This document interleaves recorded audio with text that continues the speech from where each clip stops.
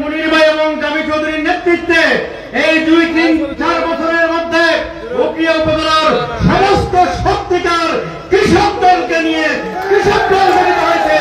যে কৃষক দল বাংলাদেশের বিভিন্ন উপজেলায় একটি অরণ্য উপজেলা হিসেবে উকিয়া উপজেলা সেখানে স্থান পেয়েছে।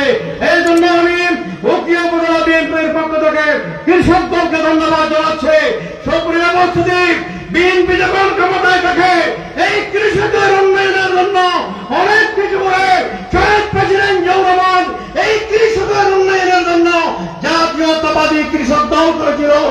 বিএনপি যদি ভবিষ্যতে ক্ষমতায় আসে এই কৃষক দলের নেতৃত্বে উকিয়া উপজেলায় বিএনপির সাথে সমন্বয় করে সকল মেম্বার চেয়ারম্যানদের সাথে সমন্বয় করে স্থানীয় গণ্যমান্য ব্যক্তিদের সাথে সমন্বয় করে কৃষক দলের মাধ্যমে সুষ্ঠু সুষম বন্ধনের মাধ্যমে কৃষকদেরকে মূল্যায়িত করা হবে।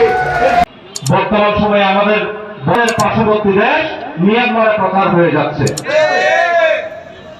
আপনারা জানেন আমাদের যিনি কৃষি অফিসার রয়েছে উনাকে তো আমরা চিনি না, আমরা জানি না। আমাদের এখানে যে লাইসেন্স গুলো রয়েছে সারের, এগুলি সব আগে আব্দুর রহমান বদির দেয়া সারের লাইসেন্স।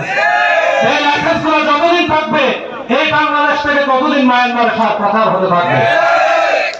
আমাদের যদি সার প্রচার বন্ধ করতে হয়, কৃষকদের অধিকার কৃষকদেরকে যাতে হয়, বীজ প্রকৃত কৃষকদের কাছে পৌঁছাতে হয়, প্রথমে আমাদের এই সারের ডিলারগুলো ক্যান্সেল করাতে হবে। ভাইয়েরা আমার, এখন কৃষি অফিসার কোথায়, কৃষক কোথায়, ধান কোথায়, বিল কোথায়, তা কৃষি অফিসার কিছুই জানে না। আমরা চাই কৃষি অফিসার ফিল্ড এসে কাজ করুক, সারের যে সব লাইসেন্স অবৈধ উপায়ে উকিল উপজেলার মধ্যে ডিস্ট্রিবিউশন হয়েছে সেগুলো ক্যান্সেল করে প্রকৃত ব্যবসায়ী এবং কৃষকদের মধ্য থেকে নিয়োগ করে সারের লাইসেন্স দেওয়া হোক।